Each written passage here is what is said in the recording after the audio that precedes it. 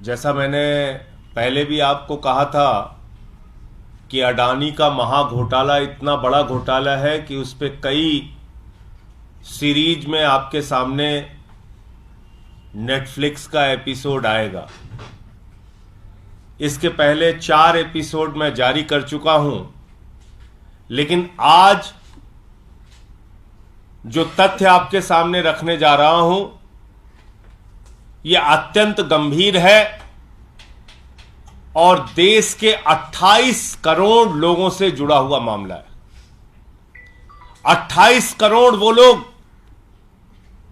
जिसके भविष्य के बारे में नरेंद्र मोदी जी की सरकार ने फैसला लिया कि तुम्हारा पैसा उठाकर पूंजीपतियों को सौंप दिया जाएगा। और यह फैसला कब लिया जाता है? 2015 में लिया जाता है। क्या लिया जाता है? सरकारी विभागों में काम करने वाले कर्मचारी जिनका प्रोविडेंट फंड का पैसा कटता है, प्राइवेट कंपनियों में काम करने वाले कर्मचारी जिनका प्रोविडेंट फंड का पैसा कटता है, वो पीएफ का पैसा उठाकर 50 कंपनियों के शेयर खरीदे जाएंगे। 50 कंपनियों के शेयर खरीदे जाएंगे। और आपको जानकर हैरानी होगी कि इसमें 2 कंपनियां, अडानी पोर्ट और अडानी इंटरप्राइजेस, ये 2 कंपनियां अडानी की हैं। और पैसा कितना लगा है आप सुनेंगे तो आपके होश उड़ जाएंगे। 1,57,000 करोड़ रुपए। 1,57,000 करोड़ रुपए इन कंपनियों का शेयर खरीदा गया है। किसके पैसे से? जो भविष्य के सुरक्षा के लिए लोग, कर्मचारी अपने भविष्य की सुरक्षा के लिए पीएफ का पैसा रखते हैं, उस पैसे से 1,57,000 करोड़ रुपए का शेयर खरीदा गया है। करीब करीब 38,000 करोड़ रुपए का सालाना शेयर उन पैसों से खरीदा जाता है। बहुत सारे बुजुर्ग मिल जाते हैं पार्कों में नरेंद्र मोदी जी का समर्थन करने में। मैं आज सभी उन अंकल्स से कहना चाहता हूं, आंटी से कहना चाहता हूं, ध्यान से जरा सोचिए कि क्या हो रहा है आपके साथ। आपका पैसा उठाकर किस तरह से पानी की तरह बहाया जा रहा है। नरेंद्र मोदी जी आपके भविष्य के साथ किस तरह से खिलवाड़ कर रहे हैं, जरा सोचिए। और पार्कों में बैठिए और चर्चा कीजिए तो थोड़ी चर्चा इस पे भी कीजिए। वो सारे अंकल आंटी जो मोदी जी का नारा जोर जोर से लगाते हैं, आपका पैसा उठाकर नरेंद्र मोदी जी ने 1,57,000 करोड़ रुपए पीएफ का पैसा, इस देश के 28 करोड़ लोगों का पैसा उठाकर 50 प्राइवेट कंपनियों के शेयर खरीदने में लगा दिए। और मजेदार बात देखिए, हिंडनबर्ग की रिपोर्ट आई, सबने आगाह किया, भाई अब तो संभल जाओ, अब तो सावधान हो जाओ। हिंडनबर्ग की रिपोर्ट आ गई, बहुत बड़ा भ्रष्टाचार किया है अडानी ने। अडानी ने अपने शेयर को ओवर वैल्यू किया है, अपने शेयर की कीमतें फर्जी तरीके से बढ़ाई है, बाहर से पैसा काला धन लगा के अपने शेयर के दाम बढ़ाए हैं। उनके शेयर का वास्तविक दाम क्या है पता नहीं है। कृपा करके अब अडानी के शेयर मत खरीदो। किसने कहा? तमाम फाइनेंशियल एक्सपर्ट्स ने, तमाम अर्थशास्त्रियों ने, तमाम लोगों ने आगाह किया कि भाई ये बुजुर्गों का पैसा है, ये कर्मचारियों का पैसा है, ये इस देश के 28 करोड़ लोगों का पैसा है, इसको कम से कम अडानी की कंपनी में अब तो मत डुबाओ। लेकिन 27 मार्च को मीटिंग होती है ईटीएफओ बोर्ड की, और उस बोर्ड में जो चेयरमैन होते हैं वो होते हैं आदरणीय देश के श्रम मंत्री भूपेंद्र यादव जी। भूपेंद्र यादव जी जो देश के मंत्री हैं, वो उस बोर्ड के चेयरमैन हैं। ये रिपोर्ट भी आ जाती है, आगाह भी किया जाता है कि भाई आप कर्मचारियों की जीवन से जुड़ा हुआ उनके भविष्य की निधि जो रखी है, उनके लिए जो पीएफ का पैसा उनके संकट के समय में काम आता है, कम से कम ये पैसा अडानी के ग्रुप पे मत लगाइए। लेकिन बावजूद इसके वो पैसा अडानी की उन दो कंपनियों में फिर लगाया जाता है। क्या प्रेम है आपका अडानी से? आप देश के करोड़ों लोगों का पैसा क्यों उठा के अडानी के ऊपर लुटा रहे हैं? एलआईसी में लुटा रहे हैं अडानी का पैसा, अडानी का पैसा उठाकर एलआईसी का पैसा उठाकर अडानी के ऊपर लुटा रहे हैं, एसबीआई का पैसा उठाकर अडानी के ऊपर लुटा रहे हैं, पीएनबी का पैसा उठाकर अडानी के ऊपर लुटा रहे हैं, बैंकों का पैसा उठाकर अडानी के ऊपर लुटा रहे हैं, और अब ये पीएफ का पैसा, करोड़ों लोगों के जिंदगी से जुड़ा हुआ पीएफ का पैसा वो उठाकर अडानी के ऊपर लुटा रहे हैं। मैं देश के प्रधानमंत्री से पूछना चाहता हूं कि आखिर इस देश के करोड़ों लोगों का पैसा हिंडनबर्ग रिपोर्ट आने के बावजूद, शेयर को ओवर वैल्यू किया गया है, इसके बावजूद शेयर मार्केट में आप क्यों लगा रहे हैं? ये 1,57,000 करोड़ रुपए इस देश के लोगों का पैसा जब डूबेगा तो उसकी जवाबदेही किसकी होगी? ये 1,57,000 करोड़ रुपए लोगों के पीएफ का पैसा जब चंद पूंजीपति लूट कर भाग जाएंगे, उसकी जवाबदेही किसकी होगी? ये जवाब देश के प्रधानमंत्री को, करोड़ों लोगों को देना चाहिए। और ऐसे समय में जब अंतर्राष्ट्रीय संस्थाओं ने अडानी की कंपनी का वेटेज कम किया है, उसकी रेटिंग डाउन की है, आगाह किया है निवेशकों को कि भैया इनमें पैसा मत लगाओ आप, क्योंकि इनके शेयर की वास्तविक वैल्यू क्या है हमें पता नहीं। ऐसे समय में भी भारत की सरकार 27 मार्च को जो मीटिंग होती है उसमें भी अडानी के कंपनियों में पीएफ का पैसा लगाने का निर्णय करती है। किसके कहने पर यह सब कुछ हो रहा है? ये मेरा सवाल था, और मैं समझता हूं कि अडानी के मामले, अडानी के घोटाले इतने बड़े हैं कि इसकी परत दर परत आगे भी खुलती रहेंगी। कुछ जानकारी रीना गुप्ता जी जो हमारी स्पोक्स पर्सन है वो भी आपसे शेयर करेंगी। रीना जी।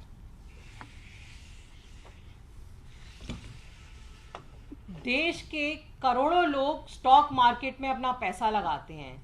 आपने अक्सर सुना होगा कि लोग कहते हैं निफ्टी 50 खरीद लीजिए। हमने निफ्टी खरीदा है। ये निफ्टी एक इंडेक्स है जो एनएसई, जो नेशनल स्टॉक एक्सचेंज है, वो इंडेक्स बनाता है। जो देश की सबसे बढ़िया 50 कंपनी है उसका इंडेक्स बनता है। और हम और आप ये सोचते हैं कि इंडेक्स में अगर हमने पैसा लगाया तो हमारा पैसा सुरक्षित है। जब हिंडनबर्ग की रिपोर्ट आई, उस रिपोर्ट में ये लिखा था कि जो अडानी के शेयर के, अडानी ग्रुप के जो शेयर्स हैं उनका असली रेट क्या है ये पता नहीं चल रहा है। इसलिए जो जितने सारे इंडेक्स हैं, पूरी दुनिया के कई इंडेक्स में अडानी ग्रुप के शेयर्स थे। वो जैसे अमेरिका का एक सबसे बड़ा इंडेक्स है मॉर्गन स्टैनली का इंडेक्स। मॉर्गन स्टैनली इंडेक्स ने ये निर्णय लिया कि क्योंकि अडानी ग्रुप के शेयर का असली प्राइस हमें नहीं पता चल रहा है, तो हम मॉर्गन स्टैनली के जो इंडेक्स हैं उसमें अडानी ग्रुप का वेटेज कम करेंगे। एक और बहुत बड़ा इंडेक्स है एस&पी इंडेक्स, उसने भी निर्णय लिया कि हम अडानी ग्रुप का या तो वेटेज कम करेंगे या कुछ इंडेक्स में से अडानी ग्रुप के शेयर्स को हटाया जाएगा। लेकिन हमारे देश का एनएसई जो है उसने कोई निर्णय नहीं लिया। उसने निर्णय क्यों नहीं लिया? क्या भारत सरकार का दबाव था? ये निर्णय उन्होंने नहीं लिया। अडानी ग्रुप की दोनों कंपनी को उन्होंने इंडेक्स से नहीं निकाला। इसकी वजह से आपका और हमारा जो 28 करोड़ लोगों की जो गाड़ी कमाई है और बाकी सारे लोग जो स्टॉक मार्केट के इंडेक्स में पैसा लगाते हैं, रोज उनका पैसा अडानी ग्रुप की कंपनीज में लग रहा है। आज हमारी ये मांग है कि जब तक सुप्रीम कोर्ट की कमेटी अडानी ग्रुप की कंपनीज को क्लीन चिट नहीं देती है, तब तक देश के छोटे निवेशकों का पैसा बचाने के लिए सरकार को अडानी ग्रुप की दोनों कंपनीज को एनएसई से हटाना चाहिए। क्लीन चिट मिल जाती है, उसके बाद आप उसमें इंक्लूड करना चाहें तो कर लीजिए, लेकिन जब तक क्लीन चिट नहीं मिलती है तब तक पूरे देश के लोग, जो रिटायर्ड लोग हैं, बहुत छोटे छोटे निवेशक हैं जो निफ्टी में अपना पैसा लगाते हैं, उनका पैसा सुरक्षित नहीं है। और जब पूरी दुनिया के इंडेक्स अपने इंडेक्स में से अडानी ग्रुप की कंपनीज को हटा रहे हैं, तो हमारी सरकार ये निर्णय क्यों नहीं ले रही है, क्यों एनएसई को नहीं ये निर्देश दिया जा रहा कि जब तक क्लीन चिट नहीं मिल रही है ये दोनों अडानी ग्रुप की कंपनीज को इंडेक्स से हटाया जाए। आप लोगों के कोई प्रश्न हो? ये रिपोर्ट कब आई थी? जिस रिपोर्ट का आपने किया है, रिपोर्ट आई थी कि ये पैसा नहीं लगाया जाना चाहिए। देखिए, ऐसा है कि जब हिंडनबर्ग की रिपोर्ट आई उसके बाद तमाम लोगों ने आगाह किया सरकार को कि भाई, और ना भी आगाह करे तो साफ तौर पे हिंडनबर्ग की रिपोर्ट क्या कहती है? हिंडनबर्ग की रिपोर्ट ये कहती है कि काला धन विदेशों से फर्जी कंपनियां बनाकर अडानी की कंपनी में भारत के अंदर लगाया गया और 100 रुपए के शेयर को 1000 रुपए, 1000 रुपए के शेयर को 10,000 रुपए ओवर वैल्यू किया गया, यानी कि गलत ढंग से फर्जी तरीके से शेयर के दाम बढ़ाए गए। पहली बात मैं तो पूछना चाहता हूं कि 1,57,000 करोड़ रुपए ये शेयर के जुए में आप क्यों लगाना चाहते हैं? देश के लोगों के, करोड़ों लोगों की गाढ़ी कमाई का पैसा। क्या और संस्थाएं नहीं बची हैं? और बैंक विश्वसनीय संस्थाएं नहीं है जहां पे कि आप पीएफ का पैसा लगाइए और लोगों को उनके भविष्य निधि का लाभ दे सकिए? आपने इस शेयर मार्केट के धंधे में क्यों लगाया? पहला गुनाह तो मोदी सरकार ने यह किया। दूसरी बात, जब अडानी के बारे में रिपोर्ट आ गई तो आपने उन दोनों कंपनियों को उस शेयर की लिस्ट से बाहर क्यों नहीं किया? उन कंपनियों की लिस्ट से बाहर क्यों नहीं किया जिसपे पीएफ का पैसा लगाया जा रहा है? भाई, ये तो खुली आंखों से दिख रहा है ना कि एक आदमी अपने शेयर को गलत ढंग से उसके दाम को बढ़ा रहा है। और अगर भविष्य निधि के पैसे से, पीएफ के पैसे से आप उठाकर उनके शेयर खरीदोगे, वो शेयर डूबेंगे तो करोड़ों लोगों का पैसा डूबेगा, जाहिर सी बात है। जैसे एलआईसी में करोड़ों लोगों का पैसा लगा हुआ है और एलआईसी ने उठाकर वो पैसा अडानी को दे दिया। आज लगभग 60,000 करोड़ रुपए एलआईसी के डूब चुके हैं। यानी कि जो निवेश एलआईसी ने किया था, जो पैसा एलआईसी ने लगाया था, उसके हिसाब से उनकी शेयर वैल्यू कुछ दिनों पहले तक 87,000 करोड़ रुपए थी। वो घट के करीब 27,000 करोड़ रुपए बची, 60,000 करोड़ रुपए लोगों के डूब गए। इसी तरीके से एसबीआई ने पैसा दे रखा है अडानी को। अडानी की कंपनियां डूब रही हैं तो जो पैसा कर्ज में दे रखा है, लोगों की गाढ़ी कमाई का पैसा, वो भी डूबेगा। इसी तरीके से पीएफ का पैसा, देश के करोड़ों लोगों का पैसा, पीएफ का पैसा उठा के आप अडानी को दे रहे हो। और चलो पहले दिया, हिंडनबर्ग की रिपोर्ट आ गई, उसके बावजूद दे रहे हो। ईपीएफओ की मीटिंग जो होती है उसमें आप फैसला करके उनको पैसा दे रहे हो। तो ये क्या है? ये दिखा रहा है कि आपने आंख पे पट्टी बांध ली है अडानी की मोहब्बत में। कुछ नहीं दिख रहा है आपको। आखिर इतनी बड़ी रिपोर्ट आने के बाद उन दोनों कंपनियों को बाहर क्यों नहीं किया गया, जो कंपनियां डूब रही हैं और जिसके बारे में आपके पास तमाम जानकारी है? और यह मीटिंग जो मैंने आपको बताई, जो भूपेंद्र यादव जी की अध्यक्षता में हुई, यह 27 मार्च को हुई और उसके बावजूद अडानी की कंपनियों में पैसा लगाया गया। सर, कांग्रेस के दिग्गज नेता ए.के. एंटनी के बेटे अनिल एंटनी आज बीजेपी में शामिल हुए हैं। बीबीसी डॉक्यूमेंट्री को लेकर समर्थन किया था उन्होंने केंद्र सरकार पार्टी का कहते। अब वो शामिल हुए हैं तो उनकी मर्जी है, उसमें मैं क्या बोल सकता हूँ? कोई किस पार्टी में जा रहा है वो उसके बारे में तो वही बता सकता है क्यों जा रहा है। संजय जी, घोटाले की बात आप कर रहे हैं मोदी सरकार पे, का नाश करते थे, हम भ्रष्टाचार की बात कर रहे हैं। 2024 में भी हमारी सरकार बनेगी क्योंकि उन्होंने भ्रष्टाचार खत्म कर दिया है। देखिए, ऐसा है कि मैं फिर कह रहा हूं कि हिंदुस्तान की आज़ादी के बाद सबसे भ्रष्ट सरकार अगर आज तक कोई आई है तो प्रधानमंत्री नरेंद्र मोदी के नेतृत्व वाली ये भाजपा सरकार है। और इसने भ्रष्टाचार का केंद्रीकरण कर दिया है। मतलब इतनी बड़ी लूट कर दो कि लोगों की सोच समझ से ही बाहर हो जाए। लाखों करोड़ का घोटाला कर दो। 11 लाख करोड़ रुपए चंद पूंजीपतियों का माफ कर दिया जाता है। 3.5 लाख करोड़ रुपए चंद पूंजीपतियों का सेटलमेंट के नाम पर माफ कर दिया जाता है। एक अडानी को आकाश से लेकर पाताल तक सब कुछ सौंप दिया जाता है। एक अडानी को बैंकों से उठाकर 2.5 लाख करोड़ रुपए का कर्जा दिया जाता है। एक अडानी का 86,000 करोड़ रुपए का कर्जा माफ कर दिया जाता है। तो ये तो भ्रष्टाचार का केंद्रीकरण हो गया, सेंट्रलाइज्ड करप्शन हो गया मोदी जी के राज में। तो मोदी जी के नेतृत्व में भ्रष्टाचार केंद्रीकृत है और भ्रष्टाचार ने सारे कीर्तिमान तोड़ दिए हैं। अगर उनको कार्रवाई करना है तो सबसे पहले नरेंद्र मोदी जी को अपने ऊपर कार्रवाई करनी पड़ेगी, फिर अपने दोस्त अडानी के ऊपर कार्रवाई करनी पड़ेगी, फिर नीरव मोदी पे कार्रवाई करनी पड़ेगी, मेहुल भाई पे कार्रवाई करनी पड़ेगी, ललित मोदी पे कार्रवाई करनी पड़ेगी, नितिन संदेशरा पे कार्रवाई करनी पड़ेगी, हेमंत विश्व शर्मा पे करनी पड़ेगी, नारायण राणे पे करनी पड़ेगी, येदियुरप्पा पे करनी पड़ेगी, व्यापम वालों पे करनी पड़ेगी। बहुत लंबी सूची है। कैसी लड़ाई लड़ रहे हो आप भ्रष्टाचार से? कह रहे हम भ्रष्टाचार से लड़ रहे हैं। मैंने दिखाया तो था, एक जहाज में अडानी के साथ भ्रष्टाचार से लड़ रहे थे, जहाज में घूम रहे हैं दोनों लोग।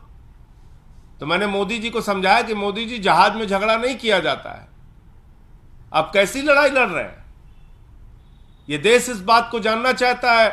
19 राजनीतिक पार्टियां जेपीसी की मांग कर रही थी, आप जेपीसी बनाने के लिए तैयार नहीं हो। आप कह रहे हो हम भ्रष्टाचार से लड़ रहे हैं। तो भ्रष्टाचारी जितने हैं वो सब नरेंद्र मोदी जी के इर्द गिर्द हैं। उनको पूरा संरक्षण मोदी जी का प्राप्त है और अपनी राजनीतिक सत्ता को कायम करने के लिए उन्होंने एक भ्रष्ट आर्थिक सत्ता अपनी तैयार की है अडानी के जरिए, और इसमें सारा पैसा देश के प्रधानमंत्री नरेंद्र मोदी का है। एक दूसरा मुद्दा, आप लोग राष्ट्रीय स्तर पे अपनी पहचान की बात करते रहे। कर्नाटक हाईकोर्ट में आम आदमी पार्टी ने अपील की है राष्ट्रीय दर्जे में देरी को लेकर। देखिए, ऐसा है कि इसमें कोई विज्ञान, कोई दिमाग लगाने की जरूरत ही नहीं थी। जब 4 राज्यों में हमको 6% से ज्यादा वोट मिल गया, और सिर्फ 6% का सवाल नहीं है, 2 राज्यों में हमारी सरकार बन गई। गुजरात में हमको 14% वोट और 5 सीट मिल गई। गोवा में हमको 6.5% और 2 सीट मिल गई। तो तीसरे दिन ही चुनाव आयोग का पत्र हमारे पास आ जाना चाहिए था कि आम आदमी पार्टी राष्ट्रीय पार्टी बन गई। इसमें तो कहीं कुछ और दिमाग लगाने की जरूरत ही नहीं थी। लेकिन क्या है कि चुनाव आयोग काम कर रहा है मोदी जी के इशारे पर। चुनाव आयोग चल रहा है भारतीय जनता पार्टी के हिसाब से। तो वहां से पूछते हैं कि भैया बताइए हमें आगे क्या करना है, तो कहते नहीं नहीं रुके रहो रुके रहो।